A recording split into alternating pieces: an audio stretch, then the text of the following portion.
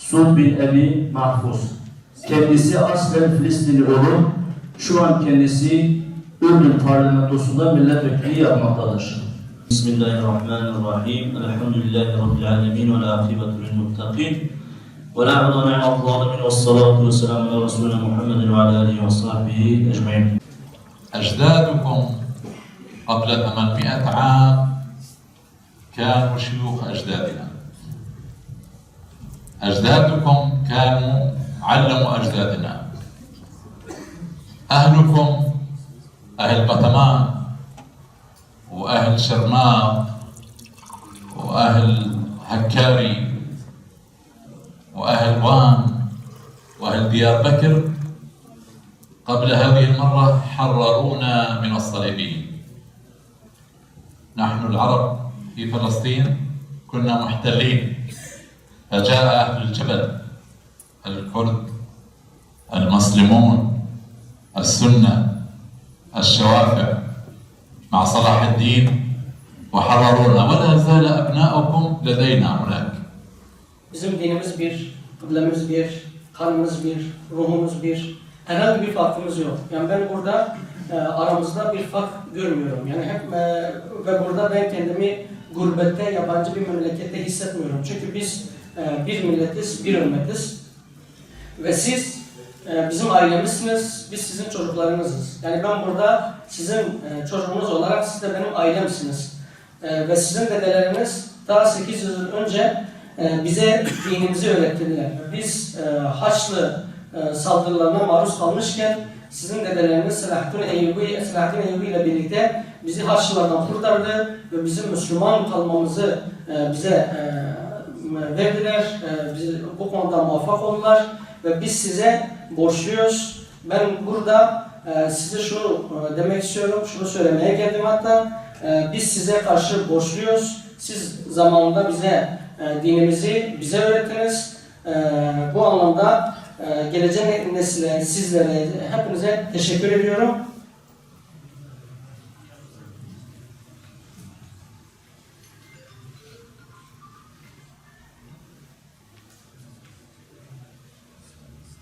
والآن يدنسونها وبنوا بجوارها يعني كنيسة خراب له 12 باب و12 شباك لكي يكون بديلا عن الصخرة.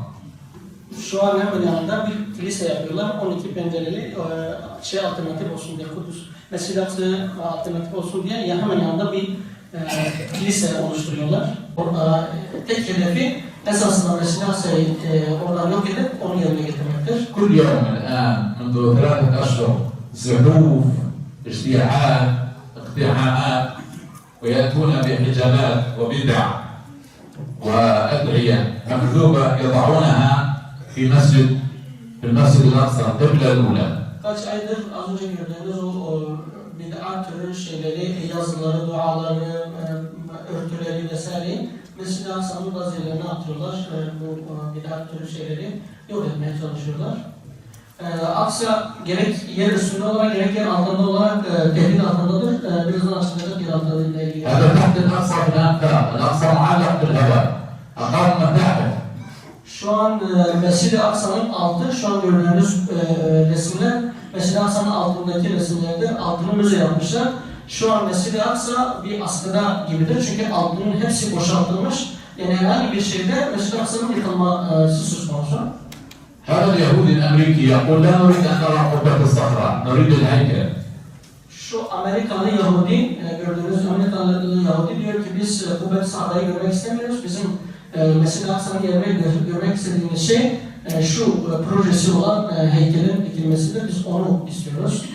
هذا مسجد قبة الصخرة. Şu Kubbet-i Sahra mescididir. هذا من النساء فقط يتسع لثلاث آلاف. Sadece bayanlar içindir. Saklalık 9.000 litre anlamı. استطاع أن يحرر مصر ب2000 جندي كردي 2000. Filistin Kudüs'ü 2000 Kürt mücahitle işgalden kurtarmaya muvaffak oldu. 70 عاما والقدس تنزف وأهلها يعانون ومقدساتها مستهدفة ومسجدها تجاوز عين الخطر، ولكن قرار ترامب في 7/12/1987 7/12/2017 يعني وضع القدس في غاية الحراجة. 70 yıldan beridir Kudüs'te kanlar akıyor. Kudüs ciddi bir tehlike altında. Son 2017'de Trump'ın verdiği kararla Kudüs ciddi bir tehdit altındadır. Kudüs'ün durumu çok ciddi anlamda sıkıntılıdır. إنهم يستهدفون القدس إنسانا وعمرانا أرضا وهوية ومقدسات. Kudüs'ü hedef alıyorlar. İnsanını, toprağını, yapılarını. Yani Kudüs'le ilgili ne varsa Kudüs'ün bütün her şeyini hedef alıyorlar şu an Yahudiler. ماكينة التهويد والصهينة تسارعت كثيرا. Siyonistler çok hızlı ilerlemeye başladılar.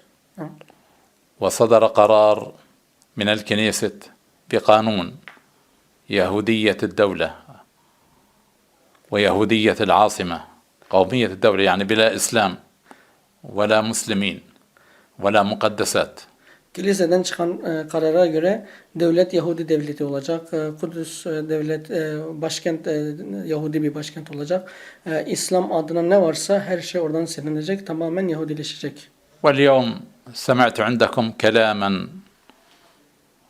طيبا وتفهما عميقا لأن القدس بالنسبة لكم ولنا قضية وهوية وأولوية وأبجدية وقرآن وعقيدة لا يجوز ولا يحق ولا يحل التنازل عنها أو التفاوض عليها ولا تقبل القسمة. ولم يكن الأقصى ذات يوم عقارا فلسطينيا ليتحول إلى سلعة على طاولة التفاوض، بل هو ميراث محمد لكل أبناء المسلمين في العالم وأنتم في المقدمة. Bugün sizlerden de, Kürt Müslümanlardan da şunu duydum, şu güzel anlayışı gördüm. Kudüs sizin birinci meseleniz, Kudüs sizin davanız. Dolayısıyla Kudüs bir davadır, Kudüs akidedir, inanç meselesidir. Kudüs'ten asla taviz verilemez. Kudüs Kur'ani bir ayettir. Kur'ani bir ayetten, Kur'an'dan, Kudüs'ün kendisi zaten ayet olduğu için asla kendisinden taviz verilemez. Kudüs meselesi, Mescid-i Aksa meselesi anlaşma, kendisi üzerine anlaşma yapılacak bir mesele değildir. Bir eşya değildir ki kendisi üzerine bir anlaşma yapılabilsin. Dolayısıyla asla ondan geri adım atma, Mescid-i Aksa ile ilgili geri adım atma söz konusu olamaz. Bu Peygamber Aleyhisselam'ın bize bıraktığı bir mirastır, eşya değildir, bir mal, mülk değildir. Dolayısıyla bizim bunu korumamız, son noktaya kadar korumamız zorunludur. Bu bir mirastır bize. إن القدس فيها تكليف للحاكم والمحكوم لأنها مسألة عقدية وهي فوق كل اختلاف سياسي. أن الذي أغرى المحتل بالتمادي العرب الرسمي هو ضحالة التصدي العربي الخالي من البواعث الدينية. بعض الرسميين متخاذل وبعضهم متآمر، وهذا لا يعفي جميع المسلمين من أن يكون لهم دور في التواصل مع القدس لأنها مسألة شرعية. Şu an bu Yahudilerin aslında Mescid-i Aksa'ya bu kadar rahat Mescid-i Aksa'nın altını kazmaları, tünel kazmaları ve Mescid-i Aksa'nın yıkılmasıyla yüz yüze bırakmasının sebebi esasında Araplardır. Resmi Araplar diye nitelendirdiği, yani Kudüs davasına sahip çıkmayan hakimlerdir. İslam ülkelerinin liderleridir. Bunlar bu kadar eğer müsamaha, hoşgörüyle karşılamasalardı bu iş buraya kadar gelmezdi.